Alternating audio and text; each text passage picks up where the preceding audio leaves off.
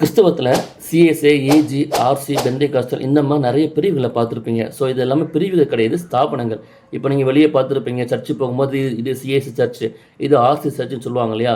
So இதுக்கு என்ன meaning அப்படின்னா இது எல்லாமே ஒவ்வொரு ஸ்தாபனங்கள்.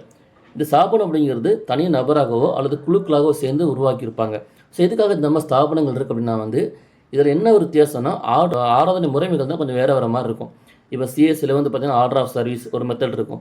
அதேமாதிரி ஏஜில் வேறு மாதிரி இருக்கும். பெந்தேகாஸ்டலில் வேறு மாதிரி இருக்கும். ஆர்சியில் டோட்டலாக டிஃப்ரென்ஸாக இருக்கும்.